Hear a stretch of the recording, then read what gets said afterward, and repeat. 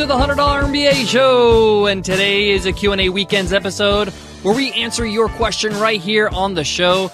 If you have a question you want to ask, just email us at contact@100mba.net, or you can send me a tweet on Twitter. BizRepublic is my handle, B-I-Z Republic. As always, I'm your host, your coach, your teacher, Omar Zenhom. I'm also the co-founder of the $100 MBA, a complete business training and community online. Make sure you check out some of our free goodies, our free guides, our free course over at 100mba.net. And today's question comes from Jim. And Jim asks, how do you manage a daily podcast production schedule? Let's say 10-minute episodes. Good question, Jim. A lot of people ask us this question because having a daily podcast is not easy. Many people can't maintain a daily podcast past episode 60, 70. Usually it's around the 2-month range where people start to fall off. And it's because it's very demanding and it's very hard to do if you don't have a great system in place. So Jim, today I'm going to answer your question and I'm going to give you our system, what we do to produce the $100 MBA Show. So let's get into it. Let's get down to business. Today's episode of the $100 MBA Show is sponsored by Biz Filings. Incorporation is crucial to success, so you don't want to just do it on any old website. Founded by entrepreneurs for entrepreneurs, Biz Filings breaks it down step by step with support from on-demand experts to help you get it done right. Take the next step today with a free guide at bizfilings.com/start. That's bizfilings.com/start.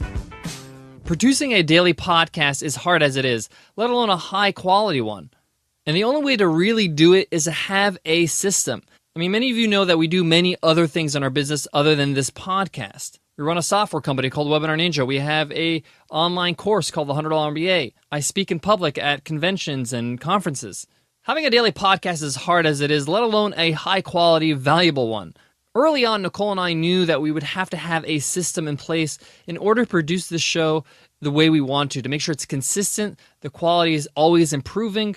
And we knew that if for some reason, if we missed an episode or a week, it could tarnish our image. That's the whole point of the show, is to provide these valuable lessons on an ongoing basis every single day. I mean, it's like having Facebook go down for a couple of days. People will be like, oh my gosh, what am I going to do with my life? All right, obviously we're not Facebook, but the point here is that people rely on our lessons, and we want to make sure that we provide them to our listeners. So my first insight is you got to make sure that you make quality your priority.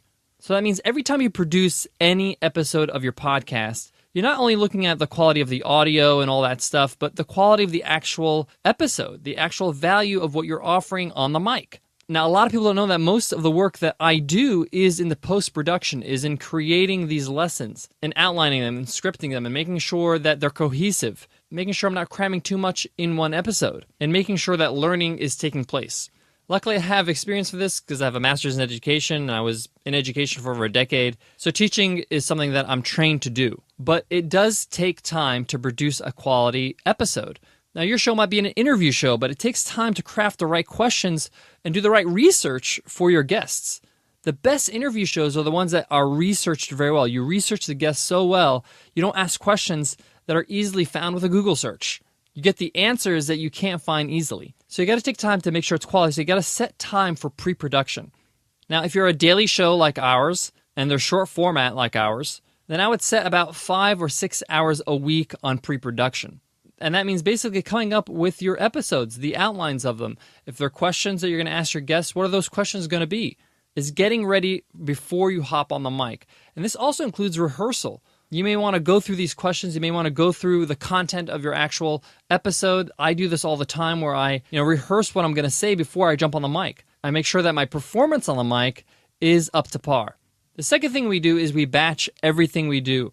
We batch the pre-production, we batch the recording. So I'll record, 3, 4, 5 episodes in one sitting. Now this is after all the outline has been done. I've done some rehearsal. I'm jumping on the mic now to record. So I might spend 2 or 3 days a week recording. You might be asking, if you're recording 3, 4, 5 episodes a day, that's around 12 or 15 episodes within a week if you do 3 days a week. Well, we like to get ahead. We like to make sure that we are batching and we have some leeway. You may want to go on vacation one day. But we also batch our editing process. Now, for a very long time, Nicole now is our full-time producer and production manager. And recently we brought on board Carl, who's our full-time editor on our team. So Carl batches all the editing at one time. So he gets his episodes and he edits 3-4 episodes at a time. Once it's edited, it needs to go up on SoundCloud where we host our files. It needs to go up on our website. And this is where Cindy takes over. Cindy is our content and media manager, where she makes sure everything looks great on the site. Everything is up on SoundCloud. Everything is working properly. Everything's scheduled properly. And everything is being marketed on social media. So obviously I'm not the only teammate that's doing everything. You know, I have my responsibilities in pre-production, in the recording. Carl has his responsibility as the editor. Nicole is the producer. She makes sure that this whole system works.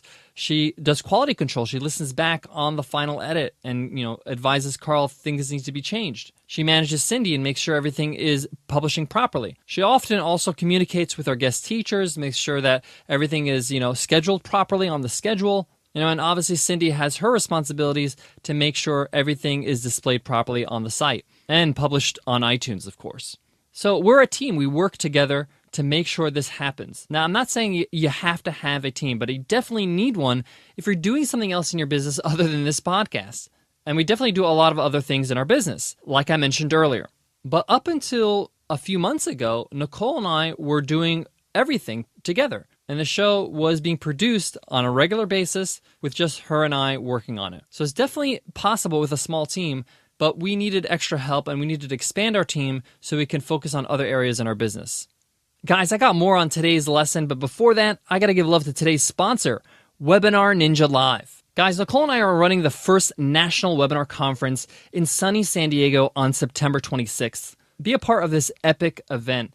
You're going to go home with specific strategies and a plan of action to build your marketing and sales platform using webinars.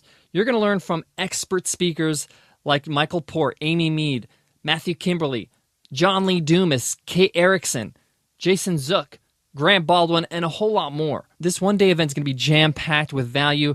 Check out the schedule at webinarninja.co/live and pick up your ticket there. If you use coupon code MBA, you'll get $50 off your ticket. Make sure you use the promo code MBA when you're checking out to buy your ticket. That means you get the ticket for only $95, an amazing value. Again, that's webinarninja.co/live. Use promo code MBA and get your ticket for only $95. I hope to see you guys there. To wrap up today's question from Jim, how do you manage a daily podcast production schedule?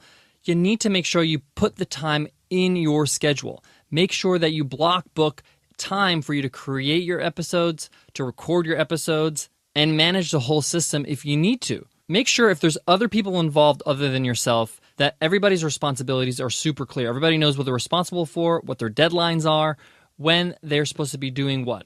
If it's on the calendar in my book, it's going to happen. You could just follow the calendar, make sure that you follow through, and you just stick to that production schedule. The thing about having a daily podcast is that you have to have patience. You have to see the long-term view.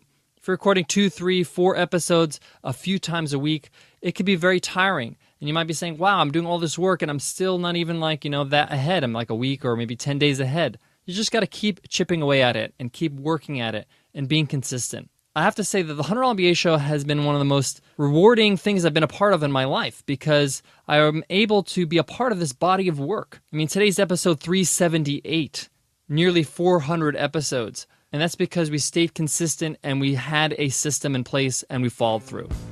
All right, guys, I hope that helps. I hope you enjoyed today's episode.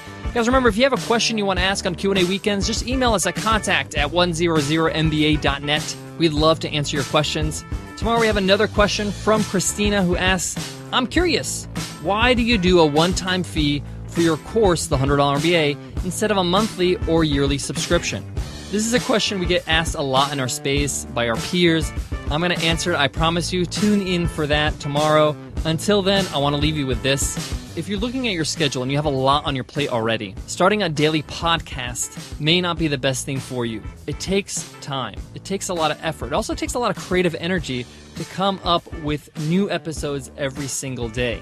But if it's a priority to you, if this is a big part of what you do, and for us, the $100 MBA Show is a huge priority. It's one of our biggest assets in our business. And we dedicate a lot of time and energy to it because we really, really believe in it. If you're just doing a daily podcast because you think it's a great marketing tool, yes, it's good for marketing. But that should not be the reason why you're doing it, because you'll find other ways to market and you'll let it go. You have to have a better reason than that. For us, the reason is we just feel like the $100 MBA Show is a great way to get people some quick wins, to show people that they can actually do it, and to be the people that people can listen to and call upon when they need help in building their business. We want to be those people. And 378 episodes later, I think we're starting to get some traction. All right, guys, I hope that helps, and I hope to see you in tomorrow's episode. I'll see you then. Take care.